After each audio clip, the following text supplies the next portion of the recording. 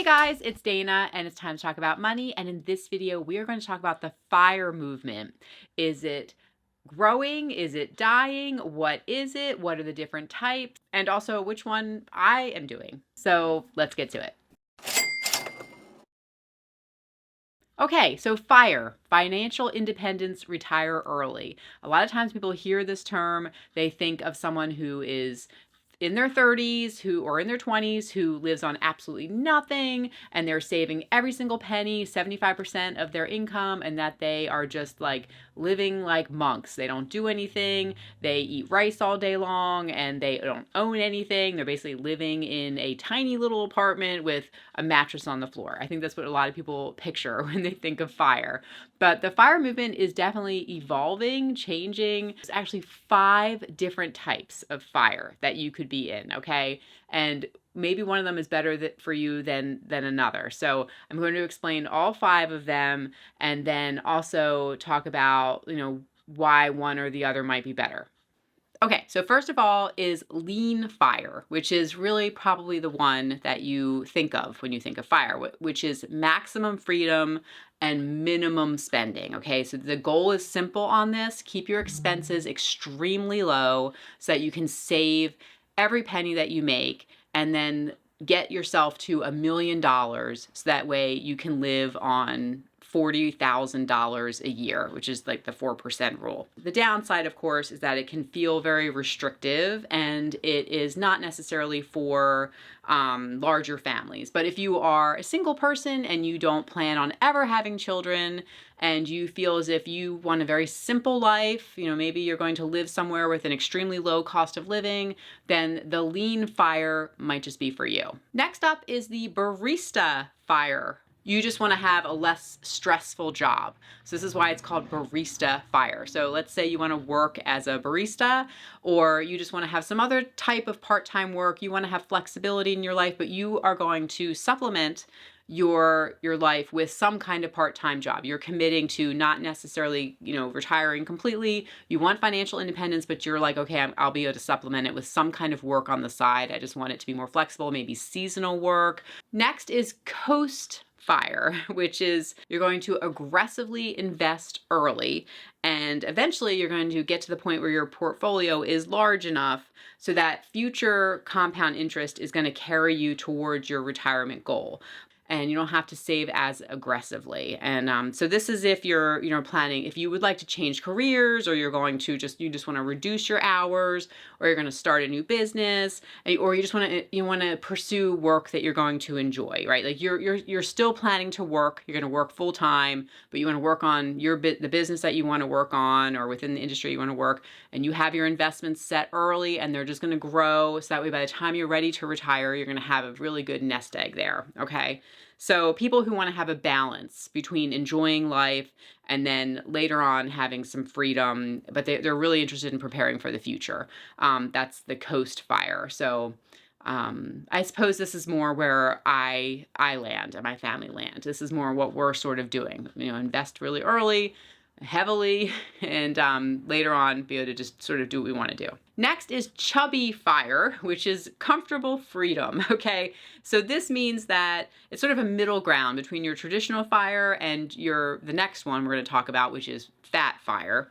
And so you're not trying to live on a tiny budget with chubby FIRE. Like you want to have some luxuries, you want to have some nice vacations, not like a private jet, but you're looking to sort of, be having some good things in life here. Like you want to eat out, you want to be comfortable. Usually around 2.5 million is what I would say is chubby FIRE. That's how much total investments you're trying to save at a minimum. Okay, and then we have fat FIRE, which is the luxury freedom where you are investing heavily early on. You're investing a lot. Maybe this is more, you make a pretty good income, high income earners, and you are saving about 5 million minimum to live on, and you want to have some really good vacations in the future. But you probably maybe you own a business and you plan to continue working, but you want to have a lot of money invested so that way you can really live it up later on and do the things that you want to do.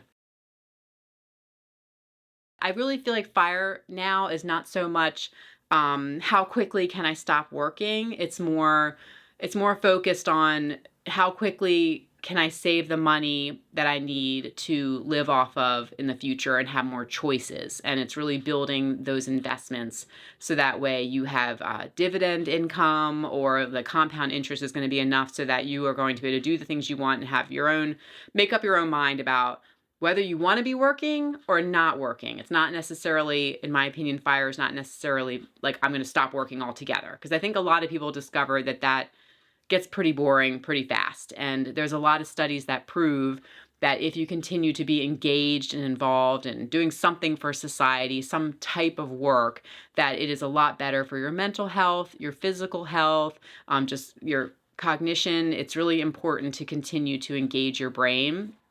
And also just to be talking and working with people who challenge you. I think that it's hard to continue to grow as a person if you're not around anybody who might be willing to push back a little bit and to help present you with new ideas. So I do think that FIRE has evolved to the point of more now being, what kind of work do you want to do, and having the choice to do that, like I said.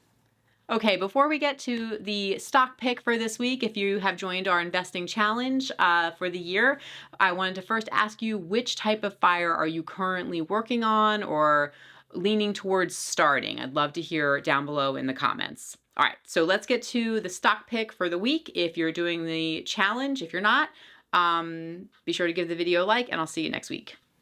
Okay, so for the investing challenge, last week I had picked Redwire, and the video went up, and I had filmed it earlier, obviously, when the stock price was lower. And then after I posted the video, the stock price did go up because I guess there was some news about drones, and Redwire is involved in drones. When I give you guys a stock pick, it's as of filming this video. So the best time to buy is when it's down. You don't want to buy when it's rallying and it's at a high. Like that would not be a great time to buy. If you know, like when you really are analyzing stocks and you're looking at which ones to invest in, or you're looking at the companies, because really they're tied to companies, right? And you want to see, do you believe that company is doing well? Do they have revenue? Like, are they growing? Do you feel like it's a company that's going to, be doing well in the future? So that's where your research comes in. And for me, it's like certain products too that I like to use, that I do use. I know them and I understand them. But you would want to purchase it when it's down. That's the best time to get into it, not when it's at all-time highs. That's not the best time. So if you are looking at a stock and you're like, but Dana, it's down. Why would I buy it? It looks like it's down. It's like, yes, you want to buy it if it's down. Like you want to get a low price, right? Okay, so what has been down lately? I hope it's probably when I post this, it's going to be up. But anyway, so crypto has been down right now, sort of what we're calling a crypto winter, right? So cryptocurrencies have been down. And so now's a good time to try it, right? So part of this whole challenge is to try different things, get involved in it. So for this week's stock pick, as I always say, do all your own research. I'm not a financial advisor. So for this week, we're going to do IBIT, which gets you involved in Bitcoin. Okay. So if you want to just purchase Bitcoin, you can do $1 of Bitcoin, or you can do IBIT, which is, the stock, which is the traded ETF of Bitcoin. I like IBIT a little bit better than Bitcoin, just because it's when you pass away, as far as it passing on to your family, then IBIT is easier for inheritance purposes. So let's do $1 of IBIT, which will get you involved in Bitcoin or Bitcoin. Take your pick. But for the stock challenge, I'm going to do IBIT. And then we'll see where it goes. And so as of this recording right now, for one share of IBIT, it's floating around $40. So we're going to do $1 fractional share of IBIT for the stock challenge this week. Okay? Bye.